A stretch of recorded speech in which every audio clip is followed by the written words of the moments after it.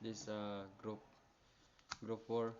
Our topic is about information security procedure and standard. So this book address information security policy frameworks statement review and project. For the most part, of all of the advice and guidance applied to information security policies can also be applied to procedures and standard as well. So the topic a less formal language and structure. The formal language of security policy use the term shall me draft more detailed documents. Information security procedure in standard are not the formal documents of the policy that need to stick with legal terms and standard templates, but a more instructional and detailed document that provides guidance, variable settings, example, and step-by-step instructions. These documents are typically written in a less formal language and structure. So, ang ang less formal language is and structure kay detailed kayo ni siya kumbaga gasunod jud sa niya siya sa standard like naka step by step jud sa pag-implement sa security. Next, various purposes of the standard and guideline. Information security standard and guidelines are a refinement of security requirements and information security policy that address selected methods, techniques, and devices. Information security guidelines differ from information security standard and only in that standard are mandatory and guidelines. Information security standard and guidelines development are treated nearly equal. So kini siya gasunod sad sa general standard for security, ga-provide sad ni og methods, technique, and devices to meet the security standard or requirements. Next, information security policy. An information security standard or guideline may serve one to more purposes. This document are the next level of detail from the information security policy. They may provide any one or more of the following purposes.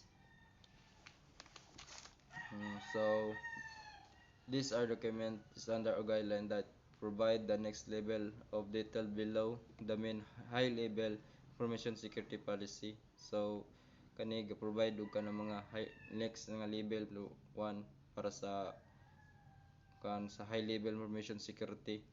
So specifying control setting. Information security standard for or guidelines may provide more detailed specification for information security control settings. Information security control may require refinement and adjustment at a quicker pace that information security can be revised, approved, and adapted, including the detailed specification of information security controls to a standard or guideline, allow quicker adaptation of, refinements to this control. So example ay kani sa kuan.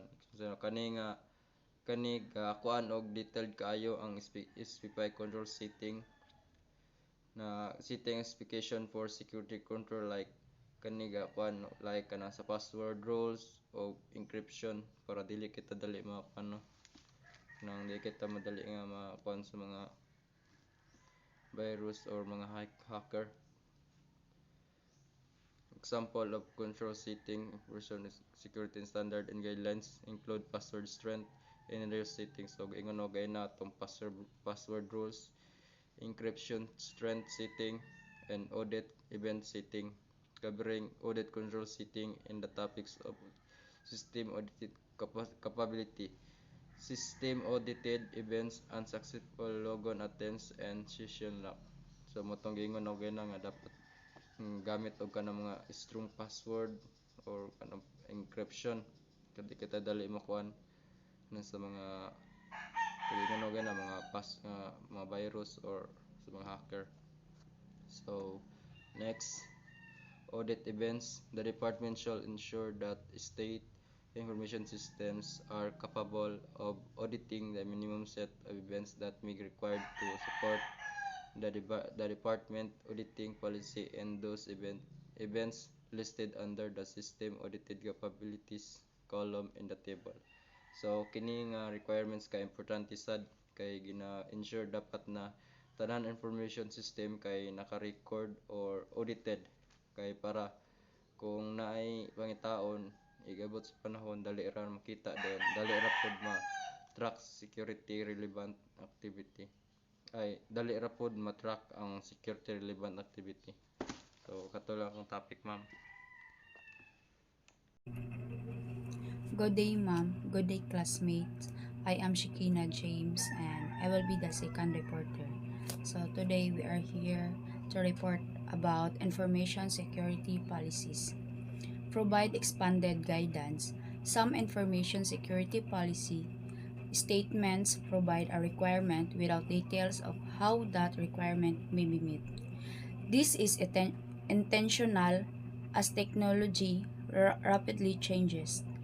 It is typically useful to leave the system owners and custodians details of how to meet the requirement rather than attempting to spell out every detail in a security policy statement.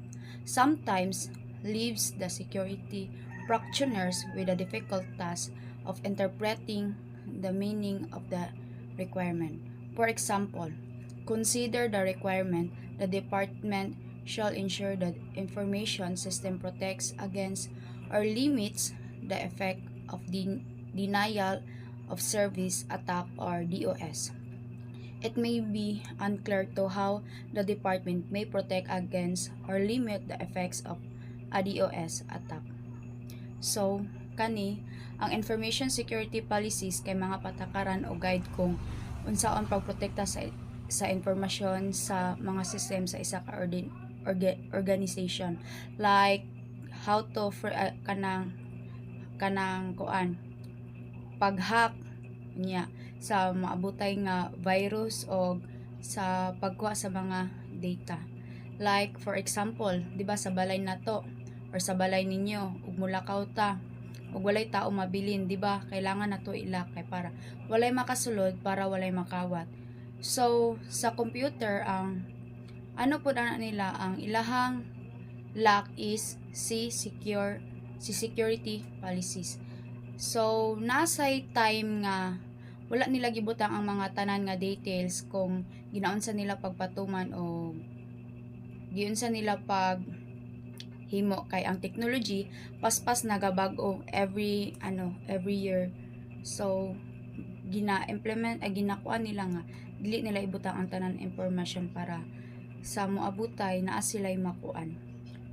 So next is a potential information security standard statement associated with this policy could address this requirement with some expanded guidance, such as the effects of DOS attacks. The department should address the following types of DOS and distributed denial of service attacks with known mitigation techniques. The list of DOS and DDoS attacks with known mitigation techniques includes the Internet Control Message Protocol, Flood Smurf attack, SYN flood, User Datagram Protocol, and Third Drop attack, and Domain Name System Amplification attack, and Encrypted Secure Sockets Layer DDoS attacks. In addition to implementing mitigation techniques for non-DOS and DDoS attacks, the department should implement anomaly detection if available on their equipment to identify and mitigate new attacks. Annually, detection requires the establishment of a baseline of network used to determine anomalies and potential attacks. So, kani kay ang DOS or denial service attacks and DDoS distributed denial of service attack ay part sa cyber attack. So ginapuno sa mga attacker ang mga server nga daghan og request hanto dili magamit sa tinuod nga user ang website. Like for example, naay eskwelahan nga naay online enrollment. Unya, kana ilahang website kay atakihon sa DDoS or denial. DDoS stands for Distributed Denial of Service Attack. So, dili gyud maka-enroll ang mga students kay kuan man siya, nag-cause man siya hinay o kuan nga mawala-wala ang site. So, part of DOS and DDoS. First, ICMP stands for Internet Control Message Protocol. So, ang ICMP kay part ni siya sa pink attack kung aha ginabaha sa mga attacker nga daghag signal sa isa ka server para mohinay. Like example, daghan kay og nagatawag niya ang tawag is nagsabay-sabay niya, wala na siya kabalog kinsa joy tinuod nga nagtawag. So second, Smurf attack. So kani kay wala siya acronym, and kani pod kay isa po ni siya sa pink attack, pero mas kusog ni siya kay ginagamit nga daghan og sabay-sabay. Like pagtawag sa isa ka tawo unya tanan niyang silingan is nisyagit, so mao to siya, nakakuan siya og kusog nga impact. So si SYN Cloud kani siya si Synchronous. So kani is gamit ang SYN signal sa internet, nagapadala ang mga attacker og daghan fake request pero wala nila gihuman ang connection. Bisan pag wala na human, mapuno gihapon ang server. So next is UDP, stands for User Datagram Protocol. So kani nagabaha ang attacker nga daghan data packets para ma-overload ang target system. Example, kani kay nagkuan ka o nag-message ka sa mailbox ug daghan nga message, naka-cause to siya makapuna sa mailbox sa isa ka tao. So next is third drop attack. Wala po na siya acronym. So kani is kanang like sa puzzle gani unya, mali ang gipadala nga puzzle ba. So ug sa computer to dili mabuo ang computer og maglibog pud ang magkuan ana mag-assemble kay dili man tumawa ang puzzle. Like lahi ang puzzle gipadala, dili dayto siya sa kuan sa computer, so maka-cause siya og problema sa computer. Next is DNS or Domain Name System. So kani kay ginagamit po ni siya sa mga attacker o para sabay-sabay ang mga target. Like example, kanang sa isa ka cellphone nato nya naay mag-message daghan kaayo nya, magka-cause pud sa atong cellphone og lag. So 7 Encrypted Secure Sockets Layer DDoS attack. So kani si Secure Sockets Layer or Distributed Denial of Service kay daghan nga tao ni sulod sa isa ka building, like nakabalot siya kanang nakabunit or naka-jacket gani. So dili na to ma-identify ang matag tao kinsay na ay mga dala nga mga kuan nga butang, like mga panganib, like na ay dala kanang pusil, na ay dala mga kutsilyo kay tungod nakabunit sila, o katuday mong gipasanglan kay nagbunit lang ay nag jacket lang dayto siya kay dili siya gusto nga ma-expose iyahang sa public, kay vlogger dayto siya nya dili siya gusto daghan mo pa picture, mao to siya nagbunit or nagtabon jud siya. So unsaon man ni siya pagprotekta? Magamit og anomaly detection para makita kung may kay nahinalaan ang mga lihok, and second, maghimo og network baseline para paspas mag-detect sa mga attacker. And third, and magamit og CDN. CDN stands for Content Delivery Network, para dili dayon makuan ang website, dili mag-loading og dili siya mag-lag. So next, provide example approaches. Some information security policy statements provide a requirement without requiring a specific approach. Penetration testing is required but no mention as to tools, techniques, or approaches. This is intentionally intentional as there may be many reasonable ways to implement the requirement and those may change over time. So kani is naay mga security policy nga nagahatag og requirement. Example, kailangan og penetration testing pero wala giingon og unsa nga tools or technique ang dapat gamiton. Gihimo ni para ma-flexible ang policy bisan pag magbago ang technology sa umaabot. So, naay example, naay isa ka company nga nagsugo na dapat penetration testing kada tuig unya wala nila gisulti kung unsay tools or technique gamiton. So, organization do not generally want to limit themselves to a specific technique, approach, or tool. However, in the absence of any guidance, departments may be stuck attempting to determine their own approach to meeting the policy requirement. In these cases, information security standards can introduce and detail a reasonable and accepted approach to meeting the requirement. So, kani is dili gusto sa company na ibutang ang kanang sarili nilang paraan or tool, pero og dili to nila ibutang walay clear na guide. So nagalibog sila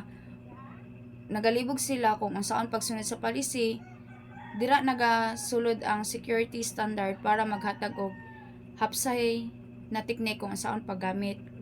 Kung walay guidelines kung unsaon paghimo sa penetration testing, dili magamit og pwede magamit og security team standard like OWASP stands for Open Web Application Security Project Testing Guide bilang ay kanang kuan siya sa basihan gani sa mga process nila para masigurado og tarong ba ang pagkasunod. So, security risk assessment. First, conduct an assessment of security risk, including the likelihood and magnitude of harm from the unauthorized access, use, disclosure, modification of destruction of the state information system and information process, store and transmit. So, kani dapat mahibalo ta sa mga possible na mahitabo like unauthorized access, data loss, or cyber attack. Diba, nakakuan to si ma'am sa ato the CIA triad. C stands for confidentiality, and I, integrity, and A, availability. C, confidentiality, katong authorized access. Unya sa integrity, unauthorized access. And C, availability, access when needed. O, maubat ba sa wala ko nakuan. So, second, document risk assessment result in the risk assessment report.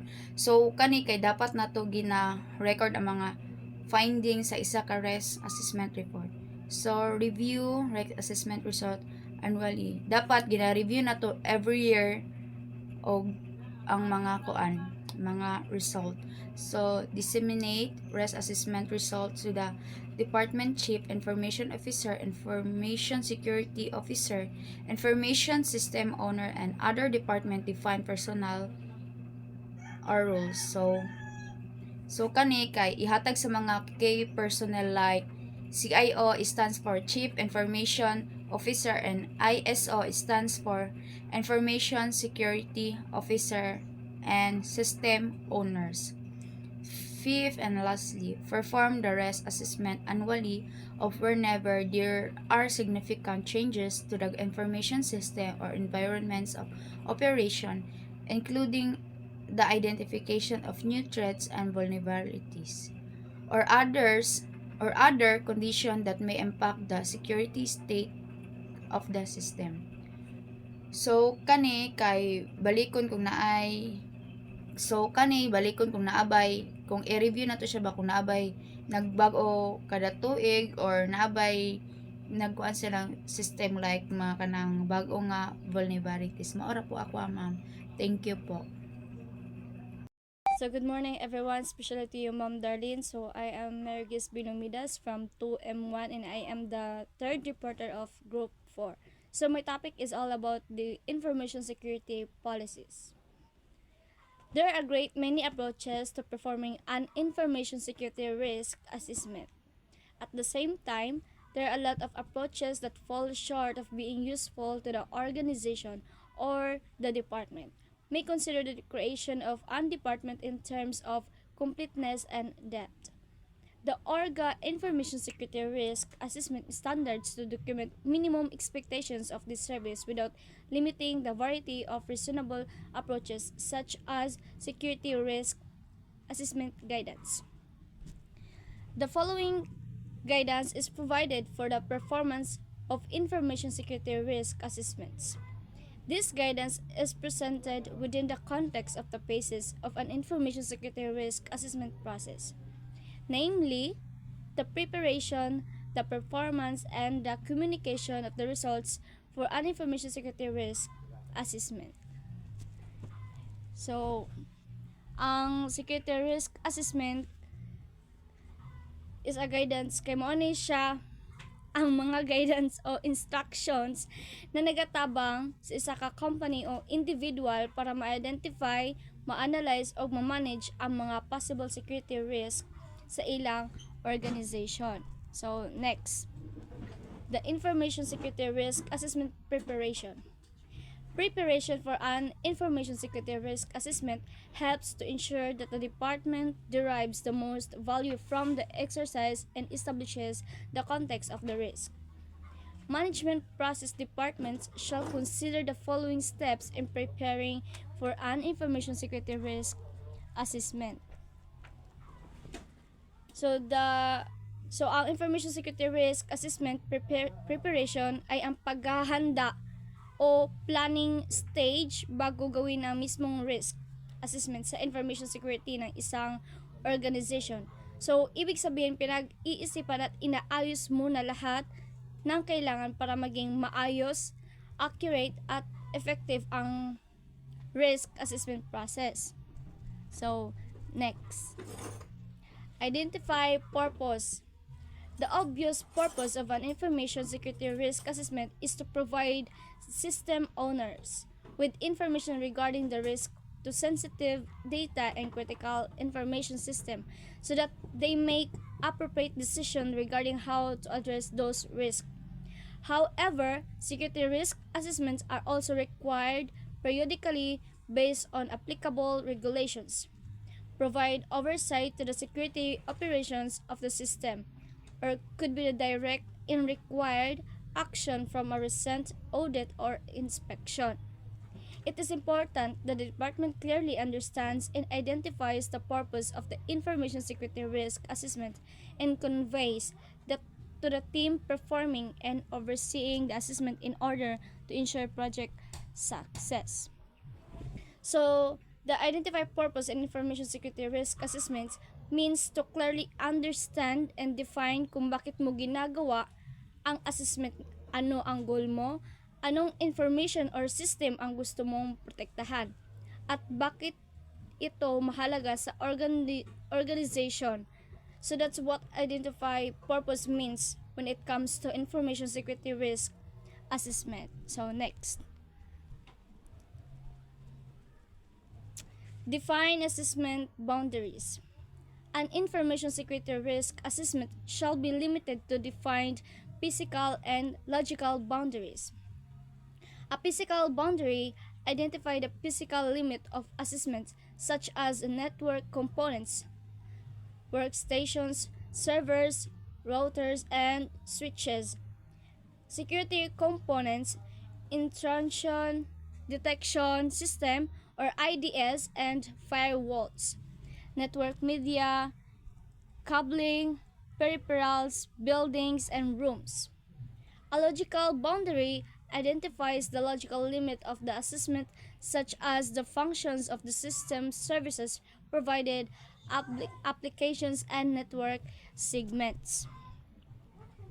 So, ang define assessment boundaries and information security policies means clearly identifying what is included and what is excluded in the security assessment. In simple terms, it is referred to setting the scope of the assessment by specifying which system or networks, devices, or applications will be evaluated, where the assessment begins and ends, what data or environments are in scope or out of the scope. Defining assessment boundaries sets the limits of the security check, telling you exactly what is protected, tested, or reviewed, and ensuring the process is clear, efficient, and compliant. So, next, define level of rigor. An information security risk assessment shall have the defined the level of rigor, specifying the depth of analysis to be performed. The level of rigor may be specified by hours or other resources metrics to be expended or by listing the methods of data gathering. So, ang defined level of rigors means deciding how deeply or thoroughly the security task like testing, monitoring, or reviewing should be done based on risk data sensitivity and importance to ensure protection is both effective and efficient. Next, document scope, limitation, and constraints. An information security risk assessment is generally expected to cover all relevant administrative, technical, and physical controls. When the scope is limited or constraints are placed on the task of assessing the risk to the state information system, the budget unit needs to ensure that these constraints are reasonable. If a budget unit chooses to limit the scope of the risk assessment or physical security controls are out of the scope, then there should be some rationally provided on ways such as a limitation is reasonable or physical security controls are reviewed under another assessment program. So, document scope and constraints in the context of information security policies, these three elements help define what the policy covers, what it doesn't, and what challenges may affect it. So first is the document scope is define the boundaries of the policy. It explains who and what the policy applies. So its purpose is to clarity the coverage of the policy so everyone knows if it applies to them and what parts of the organization or systems are involved. Second, the limitations. Limitations are the areas or topics that the policy does not cover or is not responsible for. They help prevent misunderstandings about what policy can and cannot do. And the third is constraints. Constraints are the conditions or restrictions that might affect the implementations or enforcement of the policy. So, next is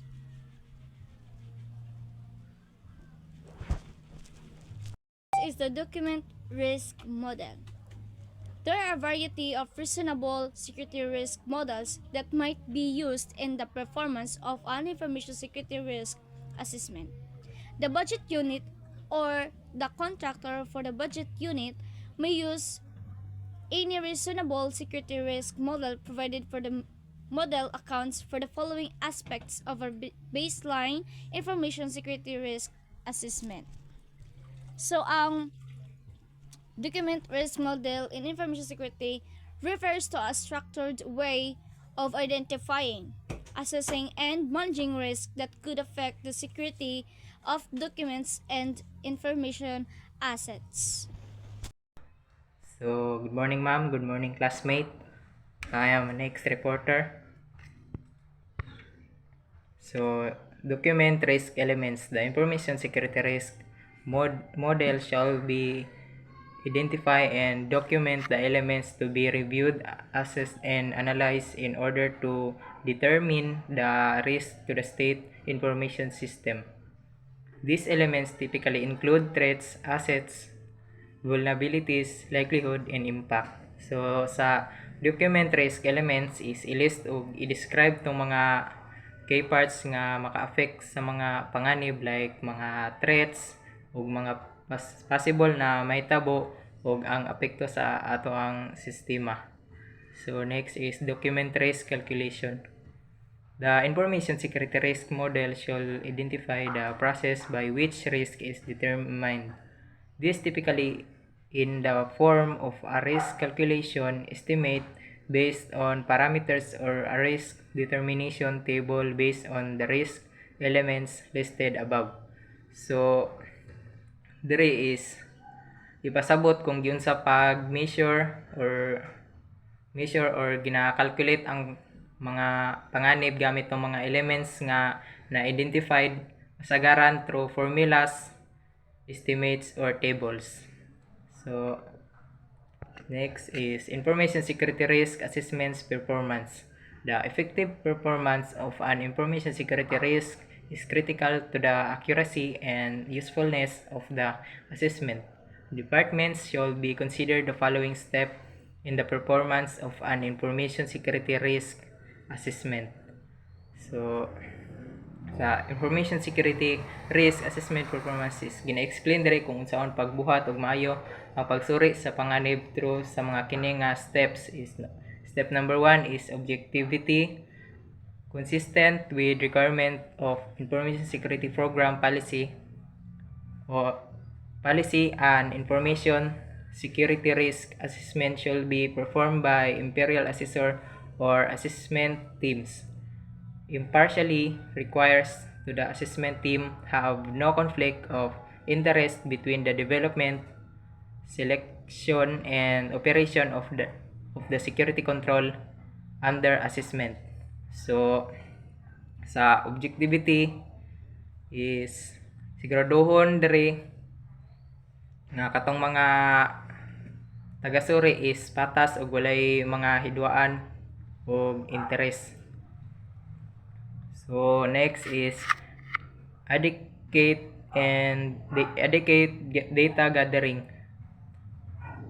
An information security risk assessment should have adequate data gathered on the controls within the physical and logical boundaries of the assessment. Adequacy of the data gathering is largely objective, but the departments should be hesitant to rely on information security risk assessment that need too few data points to draw accurate conclusion or assessments. The rely on interviews of surveys alone from those in charge of the assessed control. To the extent possible to the department shall be ensured the effective data gathering approach from reviewing documents, personal observing behavior, inspecting controls, and testing controls are utilized.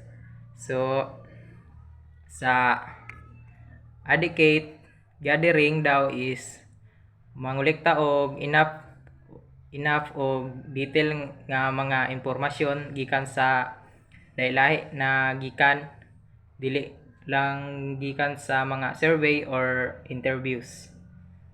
So, next is number 3 is defendable analysis.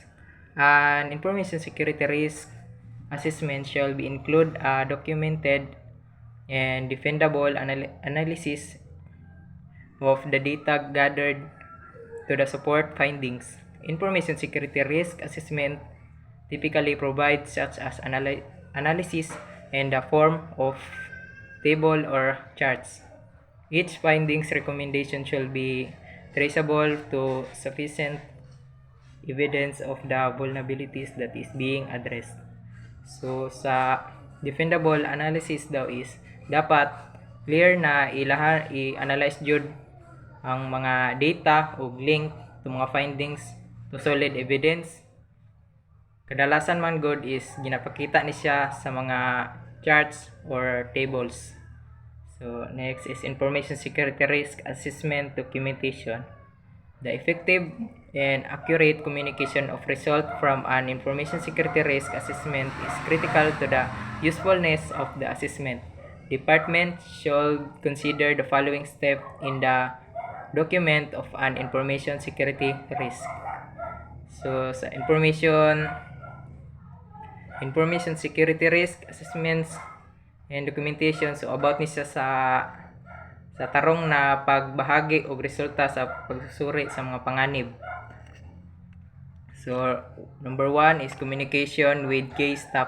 The results of an information security risk assessment provide pertinent information and guidance to the system owner, information security officers, and CIO within the budget unit.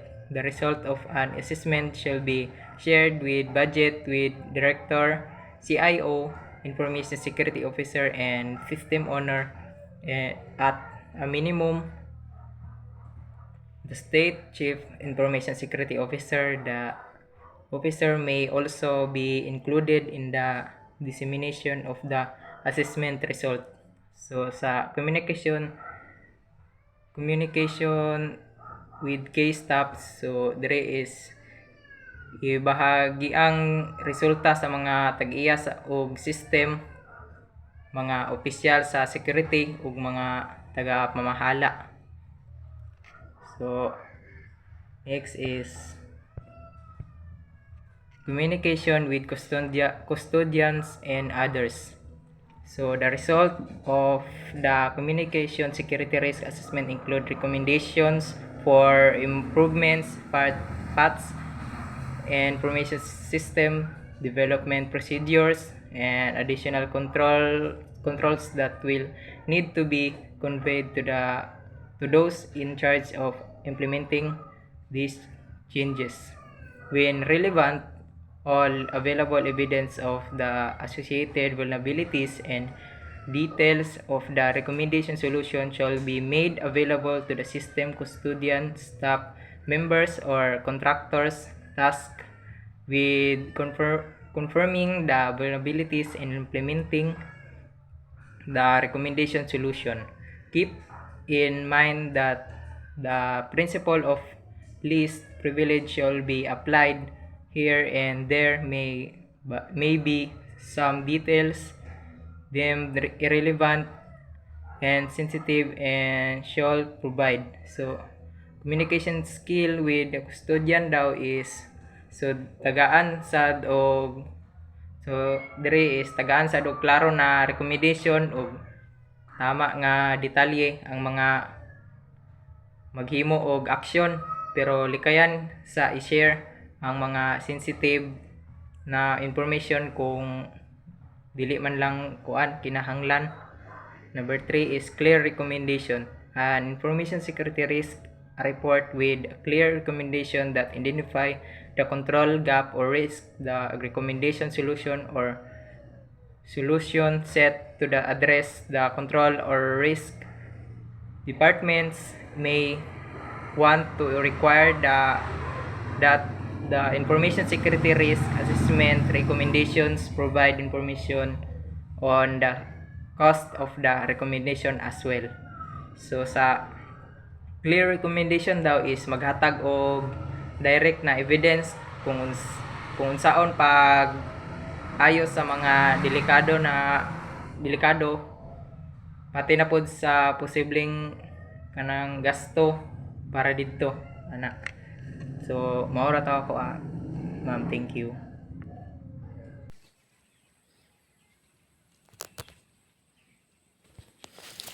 This is my report. Information security procedures. Information security procedures are instructions for accomplish of a process. This reason such instructions are documented is to ensure all elements of the procedures are completed and the procedures is executed in a uniform manner. The creation of information security procedures is rather tedious but straightforward. There are few restrictions or set format for procedures, but there are few simple rule or pieces of advice that may assist their development. Information security daw mo na siya ang mga pagproseso sa mga aron maprotektahan ang impormasyon o usa ka organization sama sa mga paghimo og passwords o paghatag og access sa user or pag-report sa mga security incident.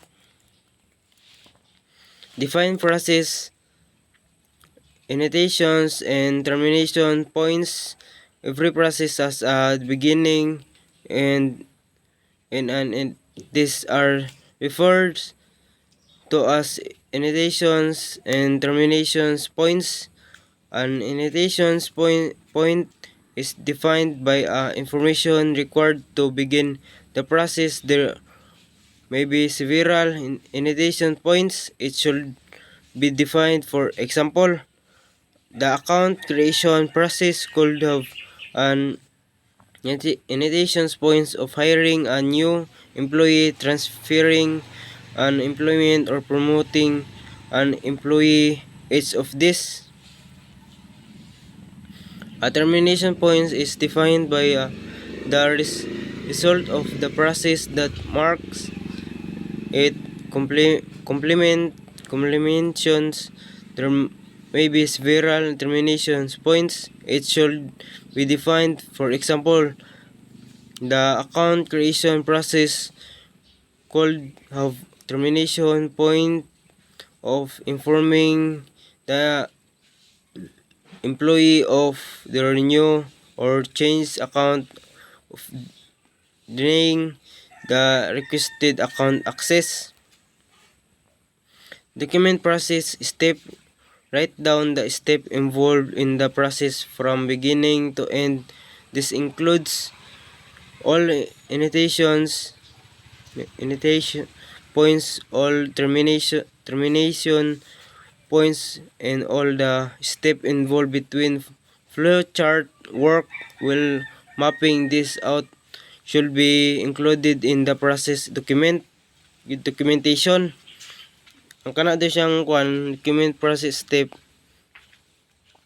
Mo na siya ang mga document nga usabot nga kanang pag-record siya sa mga tanan o proseso ba sama sa annotation points o termination points. Mas dali siya o kanang mas klaro siya, dali siya masabtan, mas gamitan siya flow chart. Mao na siya para mas dali ang proseso niya sa mga documents. Screenshots for computer-based process step. For all process step that involve a computer program, include screenshots to improve the clarity and ease of the process document. Mo na siyang screenshot, mo na siya ang mga pagproseso sa paggamit sa mga computer program. Kinahanglan nga gamit na siya aron mas dali siya mas dali siya nakita ang document kinay mga screenshots o dali maproseso ang document. Document role and responsibilities for each process step. Document the party responsible for a complementation of the step. Swing line diagram may be useful in some process documentation that involve multiple roles, such as process with approval or oversight activities. Ang document rules daw mo na siyang nagkusabot nga kanang mga responsible do sa mga pagproseso nga importante jud ni siya aron ma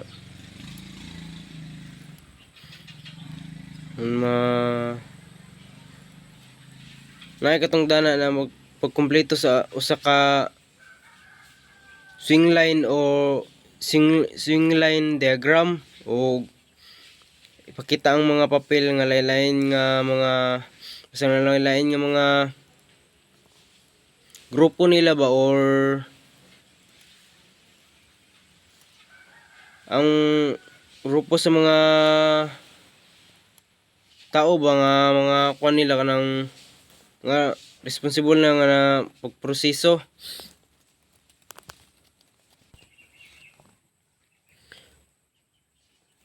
Attached for many process may involve a form to capture information more easily, account requests, and security incidents report. A copy of the latest form should be included in the process documentation. Ang attached form sa mga siya mga kanang nga kung ang pagproseso daw kinahanglan dog mga kanabasa ng mga nang sama sa account request o incident report dapat jud i-appeal ang mga pinakabag-ong kwan nila ba ng latest form nila ba o documentation nga aron mas dali makuha ang pag-record sa record nga mga importante nga impormasyon o kanang mas dali mo kompleto ang mga dali mo kompleto pag proseso nila.